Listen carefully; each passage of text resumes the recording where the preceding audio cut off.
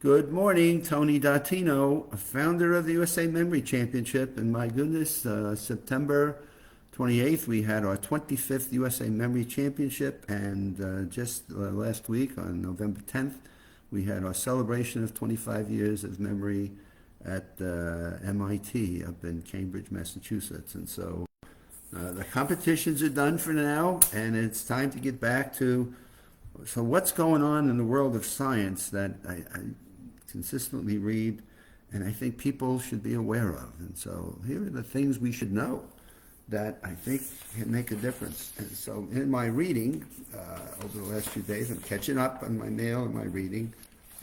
There's some things that appear in the Cleveland Heart Advisor. In the Cleveland Heart Advisor, they're talking about the importance of nutrition and things that we eat and how they influence our thinking, but also in cardiovascular disease. And so what are things that we're doing for our heart? And this is what we said. It's always interesting to see what's important for the heart is also important for the brain, because we get our blood levels and our blood flows and blood pressures from our heart and how well it's pumping. And so it's important for us to understand. And so lowering your heart disease risk by improving your sleep. Well, what do we talk about in terms of our brain? Improving your sleep will obviously improve your cognitive fitness. So there's so many tie-ins here in terms of different heart risks that are also cognitive fitness risk. So sleep is one that we've talked about over and over again, and how do we get the right sleep patterns? Now here's a couple though that tie into what we've discussed on the 6 key factors of long-term brain health. And one is this level of constantly being stressed, what often may lead to depression. And what this is a study that's done in the Journal of American Management talks about participants in a study found that having higher levels of depressive symptoms. So if you're more depressed, you worsen, and worsens over time. It increases memory decline, which is not a good thing. So now we talked about stress. We've talked about stress and what that does in changing the chemistry in the brain. And the findings of this study suggest that if you go from stress to depression, depressive symptoms and memory problems are connected. So wow, I'm depressed and I'm just shutting down. I'm just turning everything down. And that it then creates memory problems. And as the trend worsens, memory problems create more depression. And so you got yourself in a catch-22. And the connection between memory and depression is that with depression, there are chemical changes in the brain and structural changes in the hippocampus, which involve emotions and memory processing. So I think the scientists have done a great service here, reported in the JAMA magazine, and that the structural changes in the hippocampus impact our emotions and our memory. And so they've really looked, I like what they've done because they've looked at a more broader study, and you look at the hippocampus, which is where your memories are all about, and then your emotions and how we're emotionally in the middle, how this all fits together. So to treat or reduce depressive system, God, am I having a word with this depression word today? Depressive system symptoms may help slow memory decline. Now, we've talked about stress and what you do about it so you don't get the depression. And then you get the depression, it's like, okay, where's your purpose in life? What's keeping you going? And now we tie into the second piece, which is in this UCLA Healthy Years issue, and that is loneliness.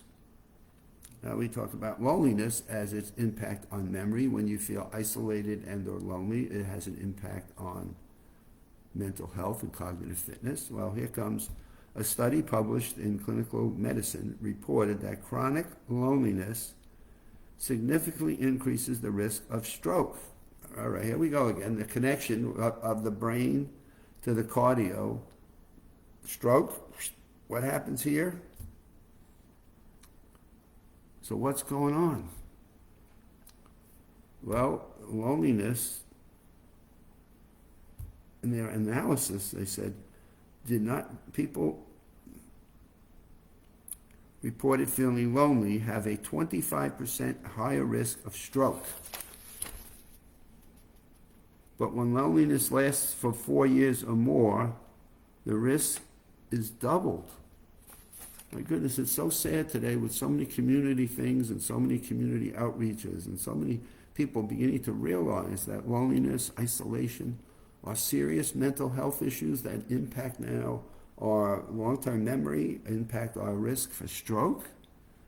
I mean, it's all one package. The body's one system. So when we talk about cardio, we also ought to be talking about our neurology. And what's going on in our fitness, our mental, our memories is the key word that people scream out and yell. The conclusion was drawn from analyzing 12,000 adults that were age 50 and older who did not have a stroke to the start of the study. Loneliness was assessed through loneliness questionnaires, and these 8,900 people who remained in the study filled out the same questionnaire 4 years later.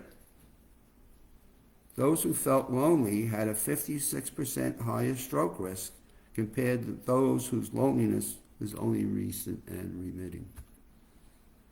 According to the researchers, people who experienced loneliness due to changes in circumstances did not have a risk of a stroke, suggesting that the impact of loneliness on stroke risk occurs over the long term.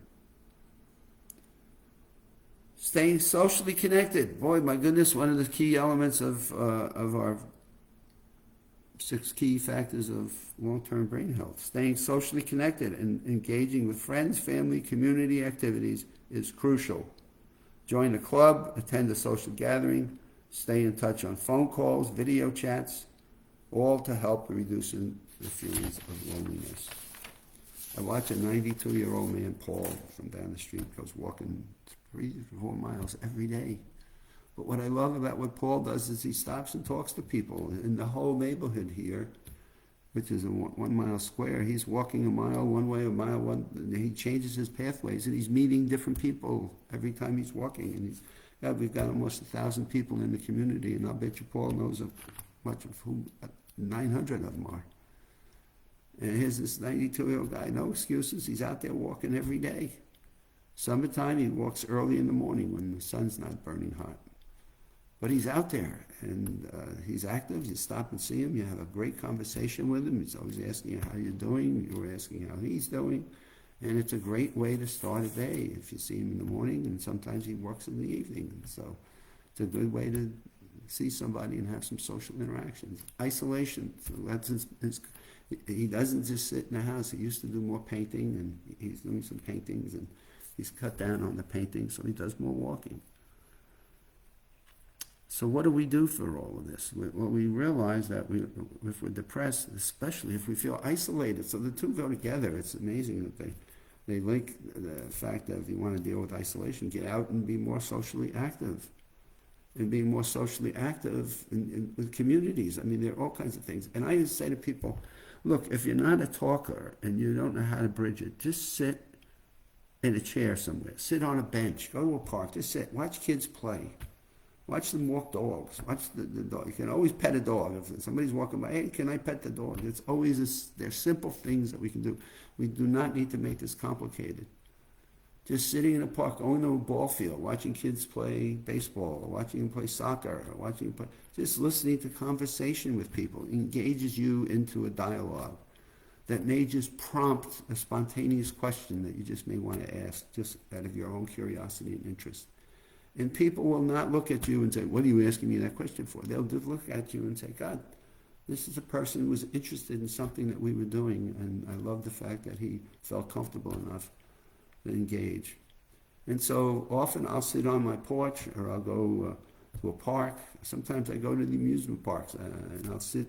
I don't even have to enter the amusement park. I'll just sit on a bench somewhere at an entrance and just watch kids and parents dragging the kids along, or the kids dragging the parents along. It's just amazing what you can learn, and it just gets you out. So when I have these moments where I'm alone and my other half is in New York doing some work, I feel that bit of loneliness coming on. I get out.